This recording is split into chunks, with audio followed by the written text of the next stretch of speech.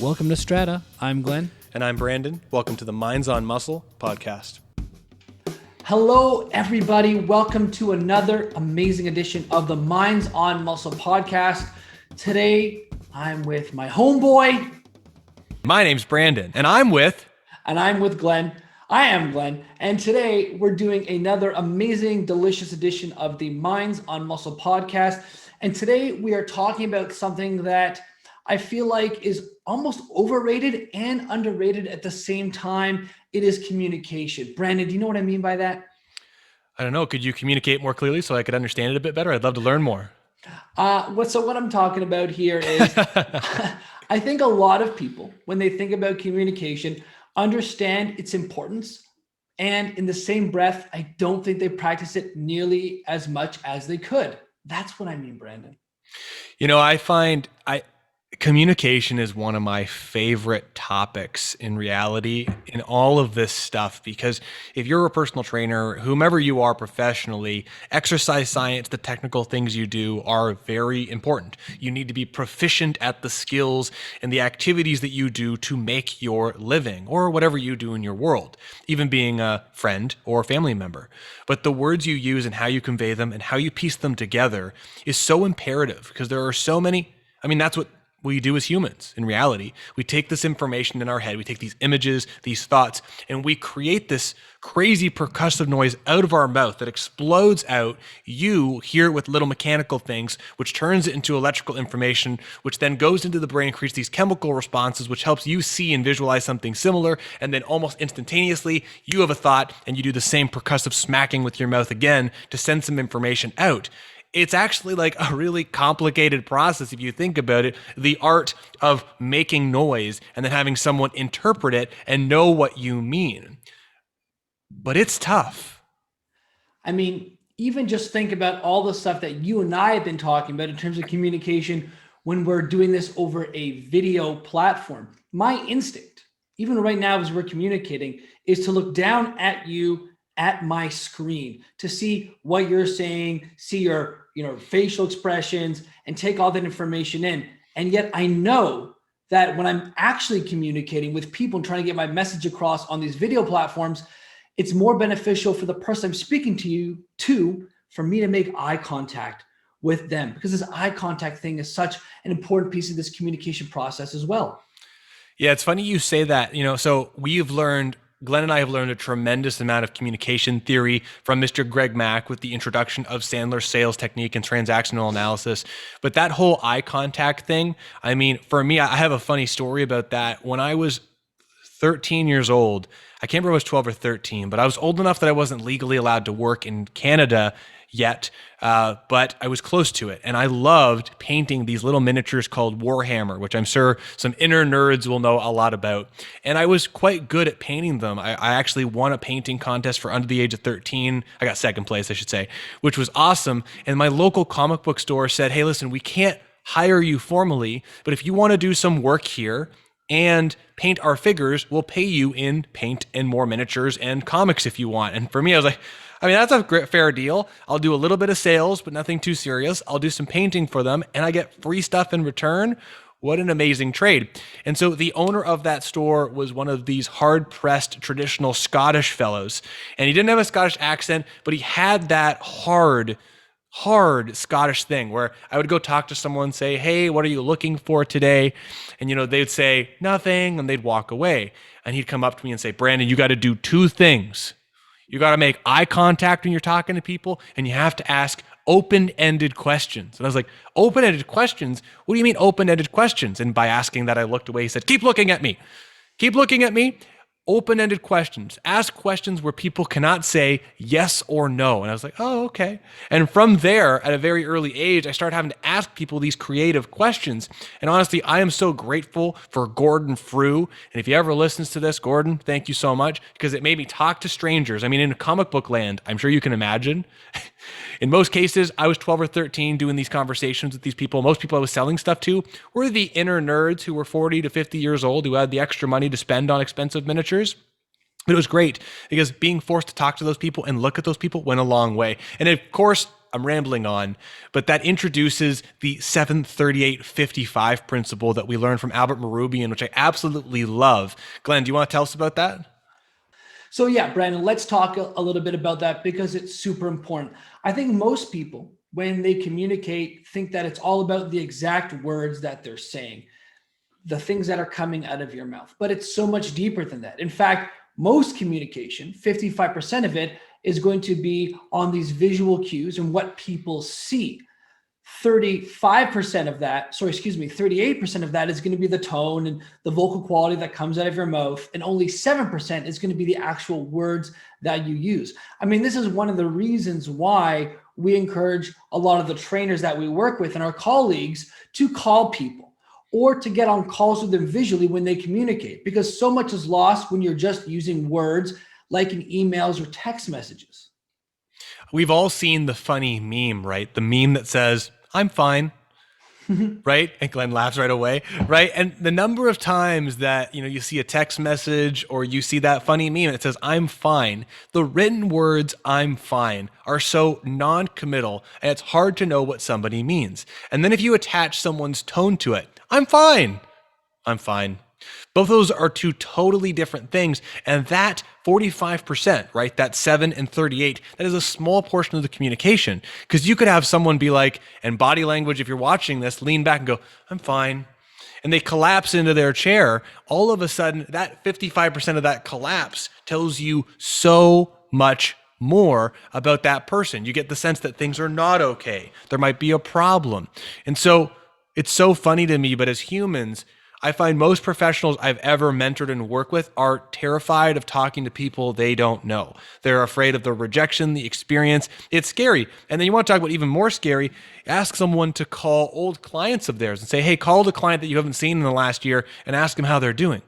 It's really, really scary. But if you ask someone to do this, most people without prompting, if they're going to do it, will send a text message. Why do they send a text message? Glenn, why do you think people send text messages? Why do I think they send text messages? It's easier. You don't have to confront the actual rejection. You are essentially saving your identity. You don't want to feel bad. So instead of taking the risk, so to speak, of being rejected, people just pull back and do the easiest thing. And then when they send that text message, all of a sudden they feel relieved. And it's funny because I have been in that situation so many times before. And it wasn't even just until more recently, after, working with you more over the past year, that I really got out of the habit of texting my clients.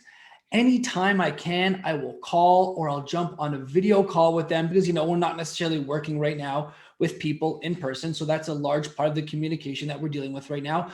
But I will always try to make this effort to call or be in front of them face to face when I want to ask them for help or when I want to know something.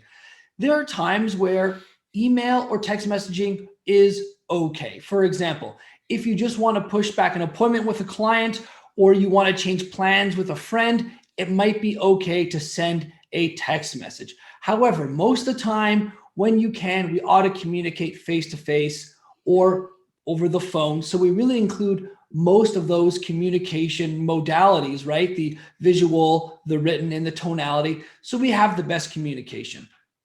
Yeah, I like to think of text messages being like the post-it note of the digital world, right? Like if you're at home and your wife left food in the stove for you, right? There's a little post-it note that says dinner's in the oven, right? I think that's what text messages should be, is they should be considered the quick messaging, non-important pieces of information that's more just like a little bit of a direction, a little bit of information, the non-committal stuff. But as soon as you add any element of important context, academic information, potentially emotion or concerns around what someone experienced in their personal training session, I would highly recommend taking advantage of our cell phones that we have nowadays and send a voice dictation to capture that additional 38% of tone, or record a video of yourself if you're so brass and do it in one take and talk to people to get that additional 55%, because your face, the eye contact, all of that tells an incredible story without even getting into the specific styles of messaging. So I'm glad to see that you're doing it. I know sometimes it's inconvenient to listen to a voice note, but you get way more information way faster. You can convey way more information. It seems ridiculous to me that if someone's going to text message a paragraph, why don't you just say it? Because the actual in the grand scheme of life, if time is our most valuable thing, it literally takes more time to voice dictate and or type out a text message paragraph than to say it. And if you're in a real challenging scenario where a client's thinking about canceling or a relationship, you're in an argument of some sort, get on the phone or wait till you're in person. But do not have any like emotional business related disputes or concerns around how people feel after their session through text message. It is literally insane and will probably lead to failure. Just, just another layer on top of that. It is so common for people to default to email and text message that if you are the kind of professional or the kind of human being in general that goes out of their way to call people when there's a problem or to offer support to them or whatever that is, you are going to be seen as somebody different. And that is so important if you are going to be an exercise professional. You want to be uncommon around other common people. I mean, that's what allows you to improve your client base, to be seen as this person worth a lot more of someone's time and effort and money if you are going to be trying to work with this person in a professional capacity.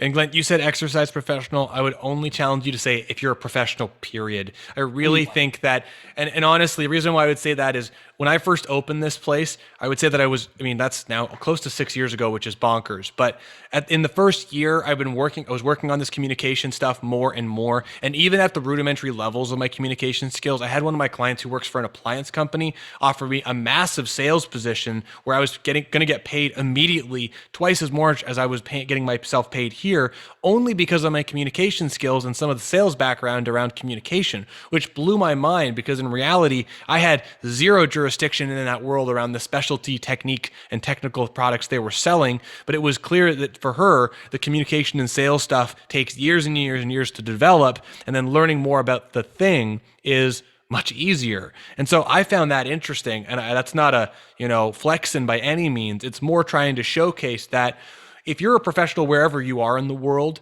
you should be working on communication now, because everything you do in your world comes down to how well you can convey that information to somebody along the chain. Even if you're a mechanic, you're not talking to a lot of people when you're actually working.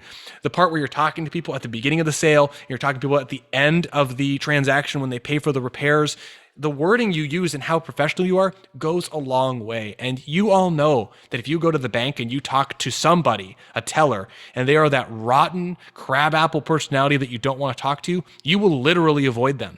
And you'll even think about going to a different bank to get a different experience. And that should speak leagues to how you should approach your professional practice. And I've said this before jokingly, if you spent tens of hours learning how to squat, amazing. How many tens of hours have you spent learning how to communicate, practicing and getting better at it? Yeah, there's no way of getting around it. I would say for most skills, there is I won't say a cap, but there is a certain level of proficiency that you can get by with in your business and be okay, and then not have to work on it too much more. Communication is one of those skills that you can never be too good at. I mean, remove yourself as a professional from just the business sense or just friends and family. Anytime you're talking to somebody, they will remember you as an articulate person when you use the right words, when you maintain eye contact, when you make them feel good. Whether or not you're being intentional with it or not, when you're talking to them, doesn't matter. The stronger communicator you are, the more it's going to filter into every single aspect of your life. And there's no way of getting around that. You might not be an exercise professional, but if you know a lot about exercise, so what? Who cares? That might not be necessarily relevant to other people in your life, but your ability to, when you're having issues with people, or whether you're asking for a raise, or whether you're just talking to the Starbucks barista or barista about your coffee, people notice when you are a strong, articulate communicator. It goes a long way. And I remember, Glenn, one of the first times, so I owe this thing that I did to two people, one to Tom Purvis of the RTS program, and then second was to a guy that no one's heard of here called Mike Dawson, who is the publishing manager for Modern Drummer magazine. And when I was 24 years old, Tom Purvis asked me and a bunch of other young folks to, hey, you want to be an RTS instructor? I said, fantastic. We flew to Oklahoma, and we had to do a couple of different things from a communication end. There were two tests he had us do. One, he had us pick a topic for the RTS manual and record ourselves teaching it, which was one of the most painful experiences to watch myself record and try and stumble through a scientific conversation. It was tough. Second, which was this improvisational communication skill thing, which I thought was great. He had all of us with some of these more seasoned instructors at the time, like Greg Mack and Charlie McMillan and Kevin Dunn. We're all sitting in this room, and he had a hat, and each person would have 3 minutes to pull a topic, prepare the conversation, and present. You had 3 minutes to prepare. So it was, you got a topic like continuum training or functional continuum was the one that I got, and you had 3 minutes, go tell a story and present it. And gosh, that was scary as heck. Actually, a really funny story. I stood up at the front of the room and I was getting ready to clean the whiteboard so I could present something. And I grabbed this towel off the desk and I'm wiping it. I was nervous, shaking, because in front of me, the front row was Greg Mack, Charlie McMillan, Chris Graney, and Jacques, all in the front row, like Jacques Henry Taylor. So all these superstars. And I'm at 24. And right, so I'm wiping, and then Greg Mack goes, that's my towel. And I was like, what? And so I was wiping the board down with his face towel because he was sweating since we were in Oklahoma. And I had never met Greg Mack at the time, so I was all nervous that I just ruined his towel.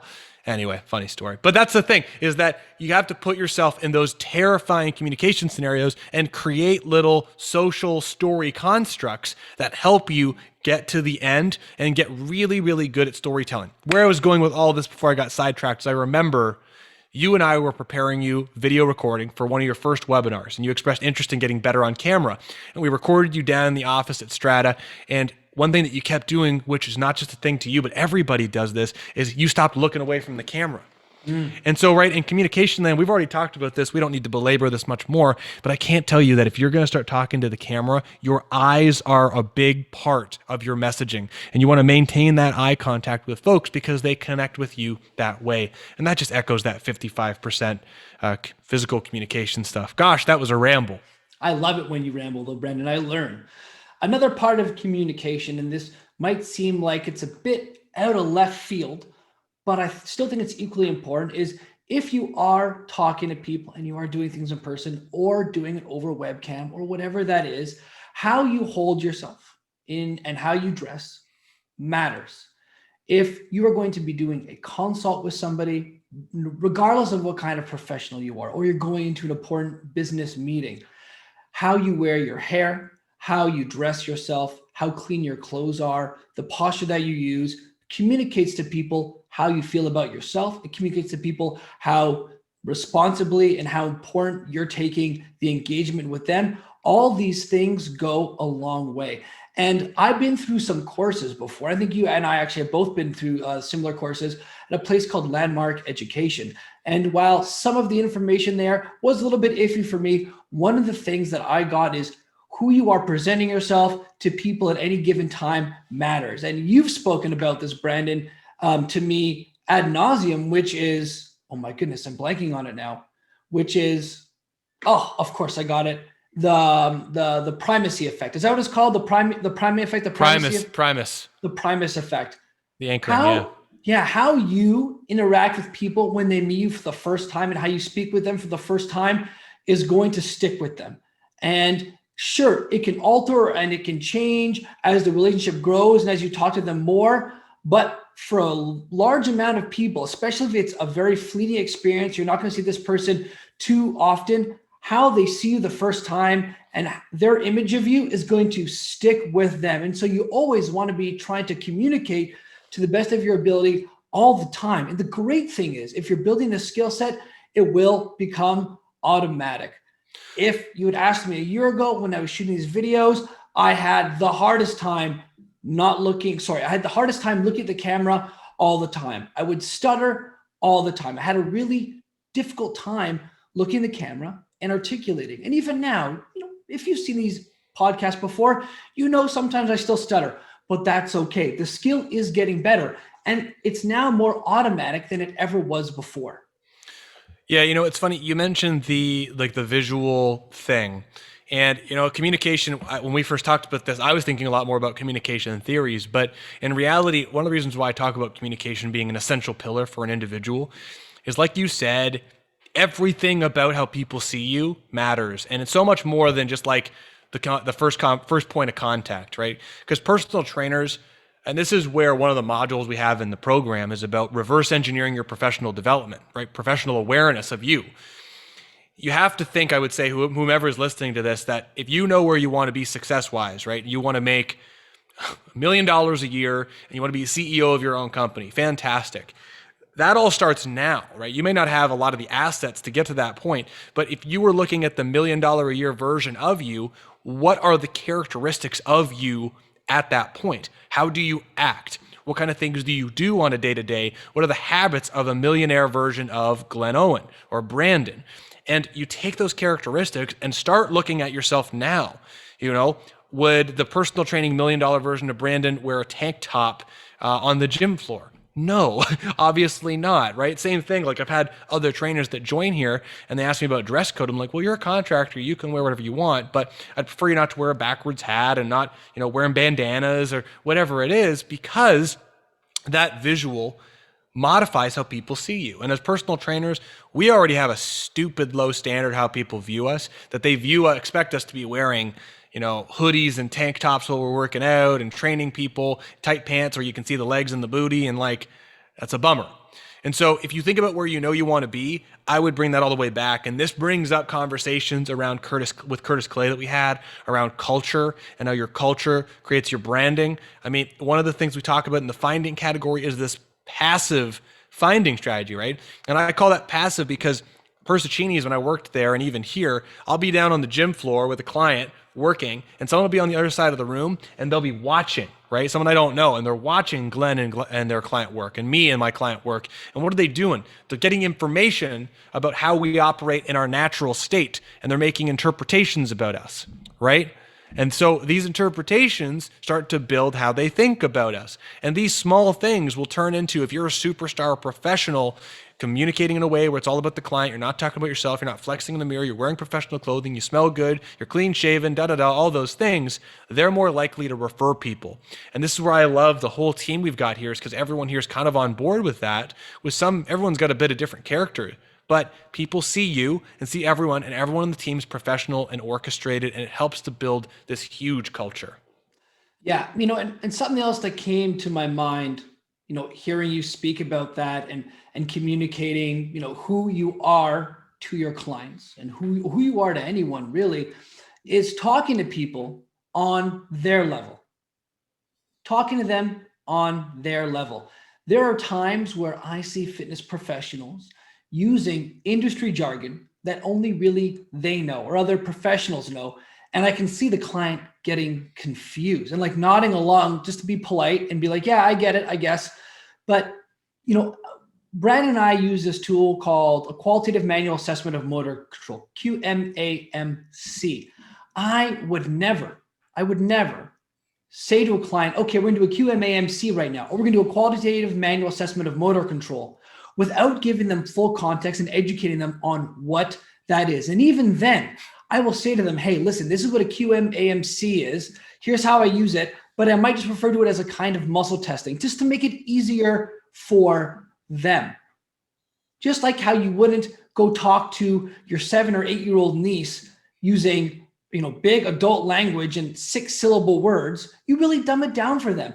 And I'm not saying that you treat your clients like they're stupid or you treat people like they're dumb, but you just try to communicate to people in a way that they're going to understand. And if you think you're going to be using language or jargon that's not going to resonate with them, explain to them what it is. People do like to be educated, and people do want to know. I mean, especially if you're a professional, people are paying you for that educational service. They want to know that information, and you have to be able to communicate it to them in a way that they're going to understand. So avoid using these big buzzwords and jargon that are very specific to your industry. Because I'll tell you, I pay professionals to help me with stuff. I have a financial advisor and she sends me stuff. And to be honest, I don't understand what she's talking about half the time.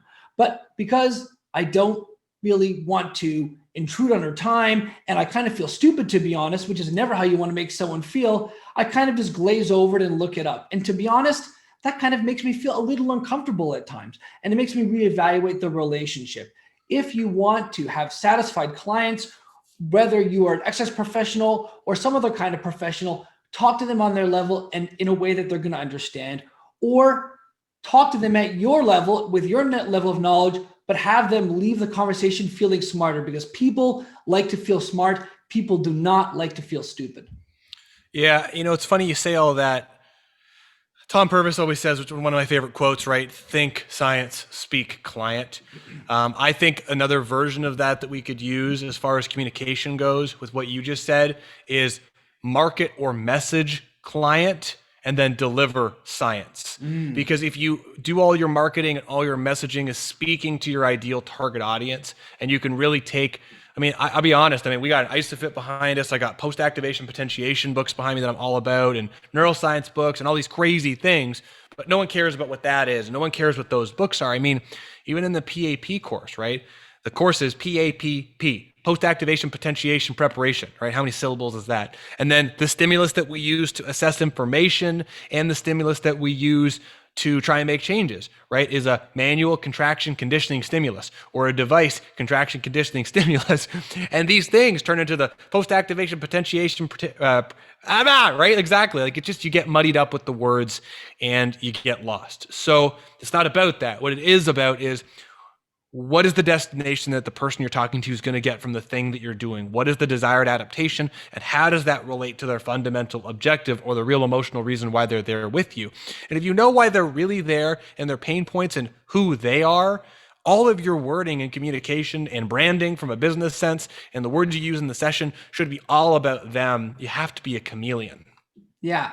And it's interesting. There are, at least in my mind, these different levels of communication. So I did this program a while back. It was a 1 weekend course, and it was an introduction on how to be a life coach, because that was something I was considering a little earlier on in my life.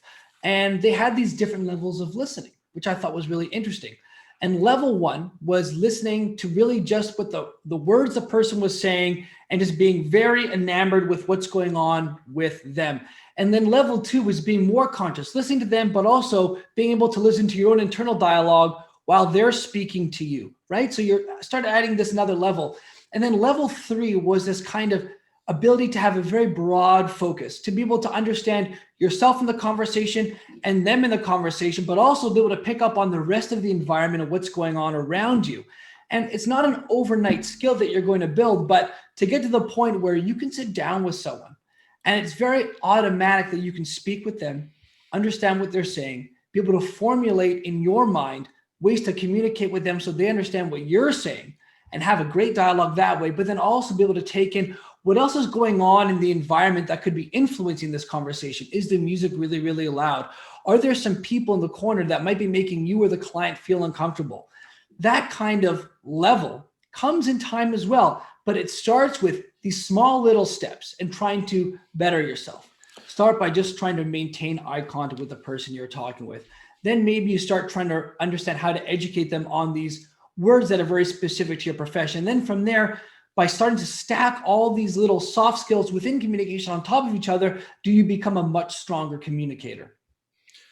Yeah, I think that's brilliant. It's funny you say that. You know what you reminded me of, and I don't know if you can say this for sure, but I know myself, Dave Friday, and Taylor, we all went through this as a major problem. And I would say a lot of folks from the biomechanics science world I know have this same problem.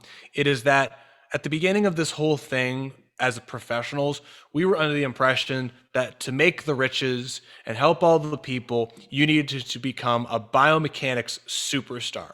You needed to know every mechanical detail. And if you weren't making the money that you wanted to, you didn't know enough. So what did that mean? You studied more, you got better at knowing the origin and insertion and all the structural components of every little piece of bone and every origin insertion and every piece of da-da-da, right?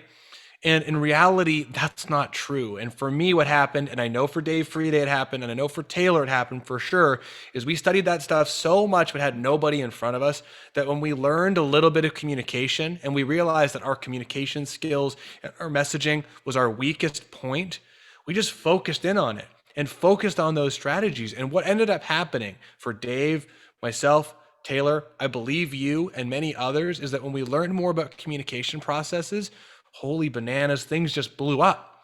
Because now we had all this information that we spent all this time studying where we weren't making any money off of and we didn't know what to do with it. And we were saying crazy things like orthokinematic interdependencies because we're trying to impress people.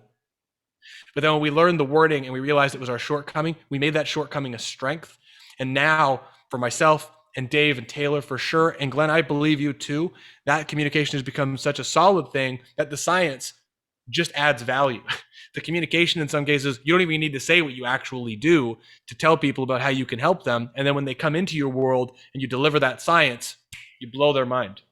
I mean, for me, it comes right back to what we were talking about 10 minutes earlier, which is you can be the most academic person in the world, but unless you talk to people and you make them feel good and smarter for communicating with you, it really doesn't make a difference how much information that you know. And I 100% went down that road too. I mean, I thought because I knew all these origins and insertions and all these terms and, how to apply physics to the body, I was the man. And then I would look at my schedule and it would be wide open. I'd have full days off. And that, that felt icky. That was a problem with my IR. And once I started learning to communicate better, absolutely, my practice blew up. And I'm so excited for gyms and everything to open up again because I miss talking to people like that. I miss being able to communicate face-to-face with my clients and have that full experience where we're working together. They're communicating to me how they feel. We're based on all the information that I get both visually from what they're saying, from what we're both experiencing, be able to help them to the best degree that I can. And a large part of that, whether you want to agree with it or not, is communication. It's just so important. Glenn, I don't know if you could agree with this, but our conversation about communication today went in an entirely different direction than I planned for it to. So I think that warrants that we can have another conversation about technical communication skill stuff and actually talk about some techniques and strategies that people use in the future. I'm excited about that. Yeah, we'll make this a part 1 and we'll make the technical stuff a part 2 because, listen, it's funny because I was going to ask you at the end of this conversation, be like, Brandon, what are your tips and best practices? We'll edit that out. Brandon, it's interesting that you say that because I was thinking at the end of this podcast that we were going to leave people with some tips or things to work on. But I think now that you're saying that, we should just do part 2 next week and share with people all the technical stuff that we're working on that's worked for us that might help them improve their communication and honestly, the quality of their life. So today is communication part 1. Look down the stream and you will see communication part 2. And Glenn and I will go over some technical things that you can employ from some of our favorite books. Mr. Glenn Owen, what the heck is your pick of the week? My pick of the week, Brandon, is The Home Office. Now, it's funny because we've all been working from home for the past year, on and off in person. And I right now, I really feel like I'm making the best use of my home office. Now, you can't necessarily see everything, but I have a USB microphone here. I have a light here. I have another light here. And I actually have another light behind me here. Actually, 2 of them you can see. Oh, you can't see it, but that's okay. I have 2 lights here. And I feel like I've got this great home office now that I can shoot videos on. I have 2 computers. I have my laptop here and the desktop that's in front of me that we're using to record. And what I really want to communicate to people is you got to make your workspace your own, make it efficient for your use. It's going to bring you a lot of joy, save you a lot of time. And listen, we got one life to live. And all this little time that you save up by optimizing your process gets you to making the money that you want quicker, gets you to enjoying the things in your life that you want to quicker. And I just feel more fulfilled that I have this awesome workspace that I love. I got pictures in the background that I love having here. I got something that that my wife painted in the background. I've got custom art that people have made for me. And I just love being in this space. And I think that shows in the quality of work that I do. So Brandon, my pick of the week is a home office. If you got a space that you're working in, customize it, make it your own, make it something that you love, make it a place that you love being in, because I think that is going to go so far in terms of your output and just enjoying your life. So Brandon, my pick of the week is this wonderful home office. I love it, Glenn. Yeah, you've really crushed it there. I got to be honest, and I'm sure it's no surprise from previous listeners, but creating space efficiency and getting everything you need dialed in your space to make your life faster is one of my favorite things. I don't think you could spare any expense to make things go faster so you can save more time with your workflow and make it easier for you to produce content and help people. I love it. I'm actually going to pick something I did not think I was going to pick, but I'm going to pick the ISOFIT MSK behind me here. And one of the reasons why I want to pick it, to be honest, is over the years, I have been, I've seen our good friend Brad Thorpe create these ISOFIT machines. He's created a very large scale one that's got a lot of awesome features. And I saw him produce this smaller model. And at the very beginning, I would say that I was not super open-minded to it, because to me, I was thinking, heck, if someone's got something like this, that's a fantastic and efficient product, but I've got all these machines. I can just go to a machine, increase the resistance all the way, and make it an isometric machine by pushing into something or pulling into something and using the resistance machine.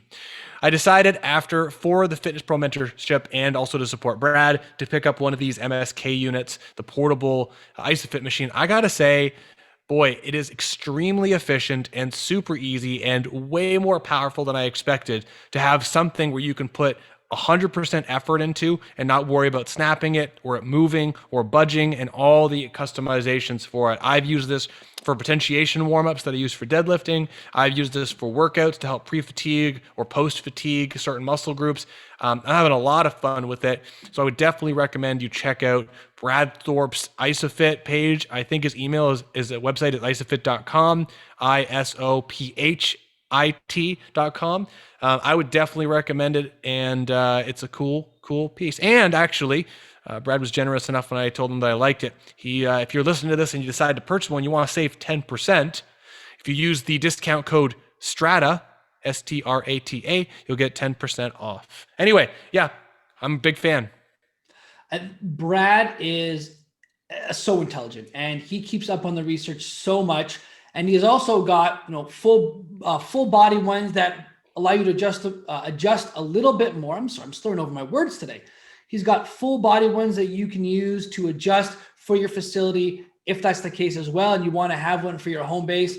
I think they're absolutely brilliant. They're actually doing a lot of really cool media stuff. I think he's actually building out a platform and a whole bunch of videos on how to do the exercises. So look for those in the future. You can look up ISOFIT on Instagram as well and follow him, ISOFIT Media as well. They got some great content. And a good friend of mine from Brazilian Jiu-Jitsu, Mike On, is actually helping him produce and build all the content. You can check him out too on Instagram, Michael On. Great guys doing great things. I just love people who are passionate about helping people with exercise, build stuff to help people live the best lives that they can. So I am also with you, Brandon. I back the ISOFIT 100%. They're doing some really great stuff over there at ISOFIT HQ. And tell you what, we're going to have Mr. Brad Thorpe on the podcast to talk about isometrics and some business stuff. I think it'll be a lot of fun. Absolutely, Brandon.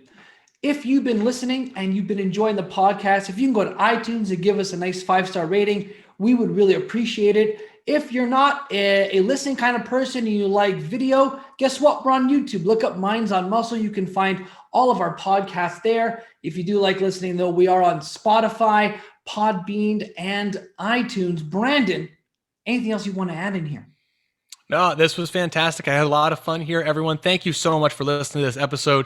Glenn and I really enjoy doing these Minds on podcast, Minds on Muscle podcasts. And if you have any guests that you'd love to see us have on the show to talk with, we would love to have them. So thanks so much for listening, everybody. We'll see you again next week.